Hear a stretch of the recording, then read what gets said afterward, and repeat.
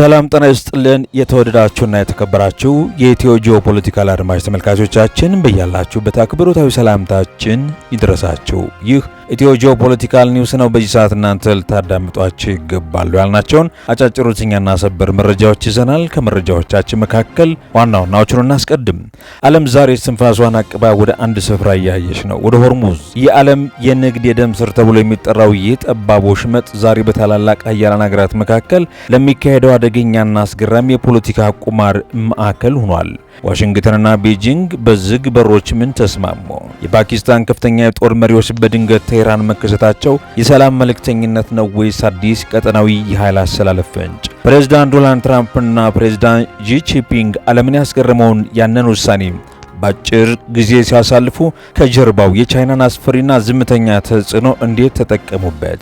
በሌላ በኩል በእስራኤል የደህንነት መዋቅር ውስጥ የታየው የአመራር ለውጥና የሜጀር ጀነራል ሮማን ጎፍማን ወደ ሞሳድ መሪነት መምጣት በመካከለኛው ምስራቅ ለዓመታት ሲካሄድ የነበረውን የጥላ ጦርነት ወደ ቀጥተኛ ፊልማ ይቀይረው ይሆን? ምላሽ አለን። ከሆርሙዝ ውጥረት እስከ ዋሽንግተን ድርድር፣ ከቤጂንግ ዲፕሎማሲ ብልሃት እስከ ትግራይ ክልል ወቅታዊ የአመራር ፍጥጫ የምንመለከተው ዕለታዊ አባይት ጉዳያችን ነው። የዓለምን የኃይል ሚዛን የሚቀይሩ መረጃዎችን ይዘናል። ቻይና እንዴት ያለ ጥይት ተኩስ አሜሪካን ወደ ድርድር ጠረጴዛ አመጣቻት? ክቡራን አድማጭ ተመልካቾቻችን እነዚህና በርከት ያሉ ሰበር መረጃዎችን ይዘናል። እስከ መጨረሻው ድረስ አብራችሁን ቆዩ። ለሚዲያችን አዲስ የሆናችሁ ሰብስክራይብ በማድረግ ቤተሰብ ሁኑ። ሀሳብ አስተያየታችሁን ኮሜንት ላይ አስቀምጡልን። ላይክ በማድረግ ደግሞ ይህ መረጃ ለሌሎች እንዲደርስ የበኩላችሁን አስተዋጽኦ አድርጉ። በቀጥታ ወደ መረጃው አለፈ። ከወደ ትግራይ የተሰሙ መረጃዎችን እናስቀድም። በትግራይ ክልል ፖለቲካዊ ውጥረቱ ተባብሷል። በትግራይ ክልል ጊዜያዊ አስተዳደር ውስጥ እየታየ ባለው የፖለቲካ ውጥረትና የአመራር ለውጥ ጥያቄዎች ዙሪያ የጊዜያዊ አስተዳደሩ ፕሬዝዳንት ሌተናል ጀነራል ታደሰ ወረደ ጠንከር ያለ ምላሽ ሰጥተዋል።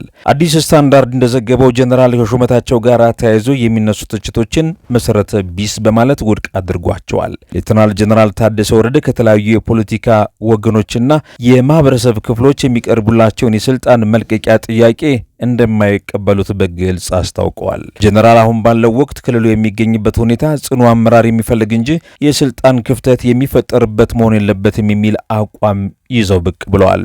በሹመታቸው ላይ ለሚሰነዘሩ ትችቶች ምላሽ ሲሰጡ ሹመቱ የተከናወነው በፕሪቶሪያው የሰላም ስምምነትና በክልሉ የሽግግር ወቅት መመሪያዎች መሰረት መሆኑን አጽንኦት ሰጥቷል።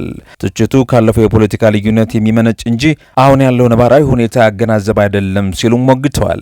ጀነራሉ በመግለጫቸው ወቅት የክልሉን ሰላምና ጸጥታ ማስከበር ቀዳሚ ተግባራቸው መሆኑን ገልጸው ማንኛውንም የፖለቲካ ጫና ወይም ተቃውሞ የክልሉን የጸጥታ መዋቅር ሊያናጋ እንደማይገባ፣ የህዝቡን ደህንነት ለማረጋገጥ መስራታቸውን እንደሚቀጥሉ አሳውቀዋል። ይህ መግለጫ የመጣው በትግራይ ህዝባዊ ወያኔ ሓርነት ትግራይና በጊዜያዊ አስተዳደሩ መካከል ያለውን ልዩነት እየሰፋ በመጣበት ወቅት ነው። በተለይም በፓርቲው ውስጥ ባሉ ሁለት ጎራዎች መካከል ያለው አለመግባባት በጊዜያዊ አስተዳደሩ መዋቅር ላይ ጫና እያሳደረ ይገኛል። ሌተናል ታደሰ ወረደ የሚመሩት የጸጥታ መዋቅር በዚህ ፖለቲካዊ ፍጥጫ ውስጥ ገለልተኛ ሆኖ እንዲቀጥል ጥሪዎች ቢቀርቡም በጀነራሉ ላይ የሚሰነዘሩ ትችቶች ግን እየጨመሩ መጥተዋል። አዲስ ስታንዳርድ እንዳስነበበው ከሆነ የሌተናል ጀነራል ታደሰ ወረደ መግለጫ በትግራይ ክልል ያለውን የአመራር ጥንካሬ ለማሳየት የታለመ ቢሆንም በክልሉ ካለው የፖለቲካ አለመረጋጋት አንጻር ተቃውሞቹ በቀጣይ ሊቀዘቅዙ እንደሚችሉ ግልጽ አይደለም ብሏል። ጀነራሉ ግን ህዝባዊ አደራዬን ሳልወጣ ከስልጣን አልለቅም በሚል አቋማቸው ጸንተው ታይተዋል። በዛሬው ዕለት ሰበር መረጃ ሆኖ ብቅ ያለውን ልዩ ጂኦፖለቲካል ትንታኔ እናስቀድም። ቤጂንግና ዋሽንግተን ዲሲ ተስማሙ፣ ሆርሙዝም በነጻነት በሩ ተከፈተ። የቤጂንግ ዝምተኛ የበላይነትና የዋሽንግተን የሆርሙዝ ቁማር ዓለምን ወዴት እየተጓዘች እንደሆነ ጥያቄ አስነስቷል። ይህ የጂኦፖለቲካ ጉዳያችን የምንተነተንበት ልዩ ዝግጅታችን ነው። ዛሬ በዓለም እጅግ ስስና ለኢኮኖሚ ወሳኝ በሆነው የመካከለኛው ምስራቅ ቀጠና የታዩ ዲፕሎማሲያዊ እንቅስቃሴዎች የብዙዎችን ቀልብ ስቧል። ከቴህራን እስከ ዋሽንግተን፣ ከቤጂንግ እስከ ኢስላማባድ የተዘረጋው ይህ አዲስ የሰላም ድርድር ከጀርባው ምን አይነት የፖለቲካ ቁማርና ያለ ሽኩቻ ይዟል? የፓኪስታን ጦር አዛዥ ጀነራል አሲም ሙኒርና የሀገር ውስጥ ጉዳይ ሚኒስተር ሞህሲን ናቅቪ በድንገት ወደ ቴህራን መቅናታቸው የሁለቱን ሀገራት የሁለተኛ ዙር ድርድር ፍሬ እያፈራ መሆኑን ያሳያል ተብሏል። ፓኪስታን በዚህ መድረክ እንደ ደላላ ብቅ ማለቷ በቻይና ግፊትና በአሜሪካ ፍላጎት መካከል ያለውን ሚዛን ለመጠበቅ መሆኑ ይታመናል። ይህ ስምምነት ከተሳካ ኢስላማባድ በቀጠናው ያላትን ዲፕሎማሲያዊ ተሰሚነትም ከፍ ያደርገዋል ተብሏል። በዚህ ስምምነት ውስጥ ትልቅ አሸናፊና የጨዋታው ቀያሪ ቻይና መሆኗ ግልጽ ሆኗል። ፕሬዚዳንት ዶናልድ ትራምፕ የሆርሙዝ ስትሬትን በቋሚነት ለመክፈት ከቻይና ጋር መስማማታቸው ቤጂንግ በአሁኑ ወቅት የዓለምን የንግድ ደህንነት የማስከበር ቁልፍ በእጇ መያዟን አሳይቷል። ቻይና ወደ ኢራን የጦር መሳሪያ ላለመላክ መስማማቷ ዋሽንግተን ለቤጂንግ ያላትን የደህንነት ስጋት በንግድ ጥቅሞች ለመለወጥ መገደዷንም አሳይቷል። ቻይና ያለ አንድ ጥይት ተኩስ አሜሪካ ለዓመታት መሳካት ያልቻለችውን የኢራንን የጦር መሳሪያ ዝውውር መግታት መቻሏ የዲፕሎማሲያዊ የበላይነቷን ያስመሰከረችበት ነው። ይህ ቤጂንግ በመካከለኛው ምስራቅ ያላትን ይሁንታ ካላገኘች ዋሽንግተን በቀጠናው ስኬታማ መሆን እንደማትችልም ትልቅ ማሳያ ነው ተብሏል። ፕሬዚዳንት ትራምፕ ዲፕሎማሲያዊ ከግጭት ይሻላል በማለት የያዙት አቋም ከጀርባው ትልቅ የፖለቲካ ቁማር አለበት። ትራምፕ ይህን ስምምነት ለምን መረጡ የሚል ጥያቄም ዛሬ ሲነሳ ውሏል። የሆርሙዝ ስትሬት በቋሚነት መከፈቱ የዓለም የነዳጅ ዋጋ እንዲረጋጋ ያደርጋል። ይህ ደግሞ ለአሜሪካ የሀገር ውስጥ ኢኮኖሚ ትልቅ ድል ነው። ትራምፕ ወደ ቤጂንግ ለማቅናት ማቀዳቸው አሜሪካ ቻይናን እንደ እኩል ተደራዳሪ መቀበሏን ያሳያል። ይህ መግታት ከሚለው ፖሊሲ ይልቅ የጥቅም ልውውጥ ወደሚለው የትራምፕ ፍልስፍና መሸጋገራቸውንም በትኩረት ተመልክተናል። ትራምፕ የአሜሪካን ወታደራዊ የበላይነት ማሳሰባቸው ስምምነቱ ከጥንካሬ የመነጨ እንጂ ከድክመት እንዳልሆነ ለተቀናቃኞቻቸው መልእክትም ለማስተላለፍ ነው ተብሏል። ይህ ስምምነት ዓለም ወደ ሁለት ዋልታ ስርዓት በይፋ መሸጋገሯን ያበሰረ ነው። ቻይና የኢኮኖሚ ግዙፍነቷን ወደ ወታደራዊና ዲፕሎማሲያዊ ተጽዕኖ መለወጧ አሜሪካ ደግሞ ከኤስያ ግዙፍ ሀገር ጋር ተባብሮ የመስራት አስፈላጊነት ማመኗ የመካከለኛው ምስራቅ ፖለቲካ መልክን ቀይሮታል። በቀጣይ የሚታየው የትራምፕ የቤጂንግ ጉብኝት ይህ ስምምነት ምን ያህል ጥልቅ እንዳለውና የሩሲያና የሌሎች ቀጠናዊ ኃይሎችን ሚና እንዴት እንደሚነካ የሚታይ ይሆናል። አሜሪካ በኢራን ላይ የባህር ላይ እገዳ ለመጣል ተጨማሪ የጦር ኃይሎችን ወደ መካከለኛው ምስራቅ መላኳን ዛሬ ተመልክተናል።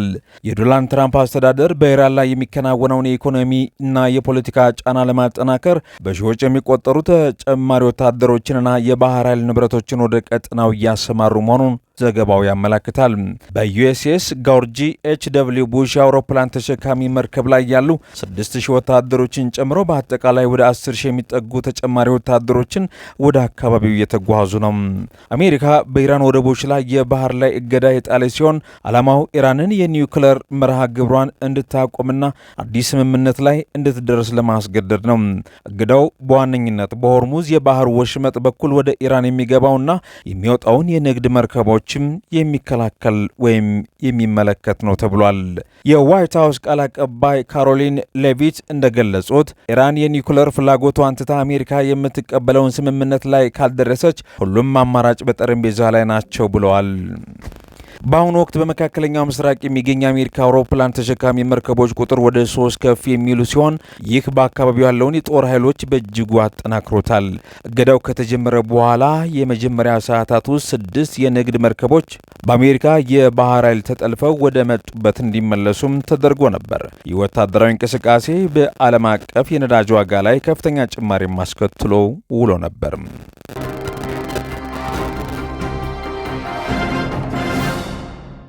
ሞሳድ መሪውን ቀይሯል።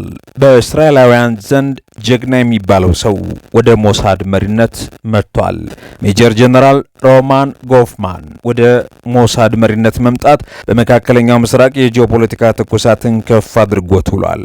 በእስራኤል የደህንነት መዋቅር ውስጥ ትልቅ ቦታ የሚሰጠው ሞሳድ መሪነት ቦታውን በአዲስ ሰው ተተክቷል። ጠቅላይ ሚኒስትር ቤንያሚን ኔታንያሁ የቅርብ ወታደራዊ አማካሪያቸውን ሜጀር ጀነራል ሮማን ጎፍማንን በዳዊት ባርኒያ ምትክ መሾማቸው የእስራኤልን የወደፊት የደህንነትና የውጭ ፖሊሲ አቅጣጫ አመላካች ተደርጎ ተወስዷል።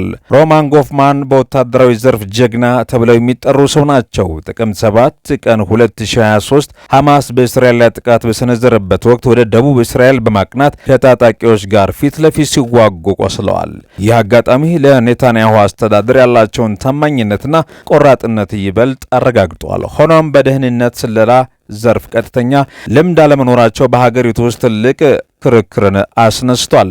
የጎፍማን ሹመት ትኩረት የሳበው ግን በልምዳቸው ብቻም ሳይሆኑ በኢራን ላይ ባላቸው ጽኑ አቋም ነው። እንደ ሲኤንኤን ዘገባ ከሆነ ጎፍማን የሚከተሉትን እምነቶች ያራምዳሉ። አንደኛ፣ በኢራንና በእስራኤል መካከል የሚደረገው ቀጥተኛ ጦርነት አይቀሬ መሆኑን ብቻም ሳይሆን የጦርነት በኢራን ያለውን አገዛዝ ለመጣል ብቸኛው መንገድ ነው ብለው ያምናሉ። እስራኤል የኢራንን የጥፋት እጅ ለመቁረጥ የምታደርገውን ጥረት ከፕሮክሲዎች ወይም ደግሞ እንደ ሂዝቡላና ሐማስ ባለፈ ዋናው ትኩረት በቀጥታ ኢራን ላይ መሆኑን የሚያምን ሰው ነው ተብሏል። በእስራኤል የደህንነት ተመራማሪዎች ዘንድ ሹመቱ ሁለት አይነት ስጋቶችን ፈጥሯል። ሞሳድ በባህሪው ከፖለቲካ ነጻ ሆኖ ሙያዊ ትንታኔዎችን ለፖሊስ አውጪዎች የሚያቀርብ ተቋም ነው። ጎፍማን ግን ለኔታንያሁ ያላቸውን የቅርብ ታማኝነት ይህንን ነጻነት ሊያሳጣው ይችላል የሚል ስጋትም አለ። የጎፍማን ጦርነት ናፋቂ አቋም እስራኤልንና መላው መካከለኛው ምስራቅን ወደማይመለስ ቀውስ ውስጥ ሊከተው ይችላል የሚሉ ተቃዋሚዎች ከውስጥም እየተነሱ ነው። ጎፍማን በሚቀጥሉት 5 ዓመታት ሞሳድን ሲመሩ ድርጅቱ ከምስጢራዊ የደህንነት ስራዎች ይልቅ ወደ ገሃድ ወታደራዊ ኦፕሬሽንና የኢራንን አገዛዝ ለማዳከም ወደሚደረገው ስር ነቀል እርምጃ ሊያመራ ይችላል ተብሏል። ይህ ደግሞ በቅርቡ አሜሪካ ወደ ቀጠናው ከላከቻቸው ተጨማሪ የባህር ኃይል ጋር ተዳምሮ የሆርሙዝን የባህር ወሽመጥና አካባቢውን የኃይል ፍልሚያ ሜዳ ሊያደርገው ይችላል ተብሏል። የሮማን ጎፍማን ሹመት ከኢራን ጋር ያለውን የጥላ ጦርነት ወደ ቀጥተኛ ግጭት ሊቀይር የሚችል ድፍረት የተሞላበት እርምጃ ይወስዳሉ ተብሎም እየተነገረ ይገኛል። ይህ የሮማን ጎፍማን ሹመትና የአሜሪካ የባህር ኃይል እንቅስቃሴ ተደራራቢ መሆኑ በመካከለኛው ምስራቅ ለዓመታት ሲካሄድ የነበረውን የጥላ ጦርነት ወደ አዲስና አደገኛ ምዕራፍ እያሸጋገረው እንደሆነ የሚያሳይ ነው ሲሉ ፖለቲካ ተንታኞች ሀሳባቸውን እየሰጡ ይገኛሉ። ባለፉት ዓመታት እስራኤልና አሜሪካ የኢራንን የኒውክሌር መርሃ ግብር በማዘግየት ወይም በማደናቀፍ ላይ ያተኮረ ፖሊሲ ነበራቸው። የሮማን ጎፍማን ሹመት ግን ይህንን ቀይሮታል። ጎፍማን የሚያምኑት በኢራን ያለውን አገዛዝ መጣል ብቸኛው መፍትሄ መሆኑ ነው። ይህ ማለት ሞሳድ ከዚህ በኋላ በሳይበር ጥቃት ወይም በተመረጡ ግድያዎች ብቻ ሳይወሰን በኢራን ውስጥ ህዝባዊ አመፅን በማስነሳትና ወታደራዊ መዋቅሩን ከውስጡ በመናድ ላይ ሊያተኩር ይችላል። የዋሽንግተን ፖስት ዘገባ እንደሚያመለክተው የትራምፕ አስተዳደር በኢራን ወደቦች ላይ የባህር ላይ እገዳ መጣሉ ከጎፍማን ሹመት ጋር የተያያዘ ነው ተብሎ ይታመናል። በኢኮኖሚና በባህር ኃይል መንገዱ ትዘጋለች፣ እንዲሁም በሞሳድ በኩል የውስጥ ደህንነቷን ታናጋለች።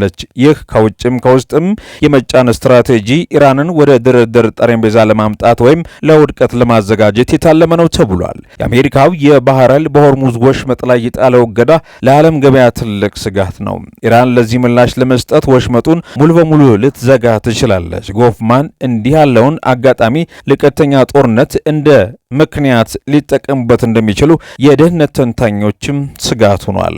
በእሳቸው እይታ ኢራን ወታደራዊ ስህተት እንድትሰራ መገፋፋት ለአጠቃላይ ጥቃት በር ይከፍታል ብለው ያምናሉ። ኢራን በዚህ ከፍተኛ ጫና ውስጥ ስትወድቅ ወደ ሩሲያና ቻይና ይበልጥ መጠጋቱ አይቀሬ ነው። በተለይ ሩሲያ በዩክሬን ጦርነት ከኢራን የምታገኘውን የድሮን ድጋፍ ለማስቀጠል ስትል በመካከለኛው ምስራቅ የሚደረገው ማናቸውንም የአሜሪካና የእስራኤል እንቅስቃሴ ለማደናቀፍ ልትሞክር ትችላለች። ይህ ደግሞ ቀጠናዊ ግጭቱን ወደ ዓለም አቀፋዊ ቀውስ የመቀየር ዕድል አለው። የሮማን ጎፍማን ሹመት የዲፕሎማሲ ጊዜው አብቅቷል የሚል ግልጽ መልእክት ለቴህራን ያስተላለፈ ይመስላል። የሞሳድ አዲሱ መሪ እና የዋሽንግተን አዲሱ ወታደራዊ እርምጃ ተዳምረው በመካከለኛው ምስራቅ ላለፉት 40 ዓመታት ካልታየው ከፍተኛ ውጥረት ውስጥ እንዲገባ አድርጎታል። የተወደዳችሁና የተከበራችሁ አድማጭ ተመልካቾቻችን አብራችሁን ስለቆያችሁ ከልብ እናመሰግናለን። በሌላ ጂኦፖለቲካል ዜና ድጋሚ እስከምንገናኝ በያላችሁበት ሰላማችሁ እንዲበዛ ተመኘን። ሰናይ ጊዜ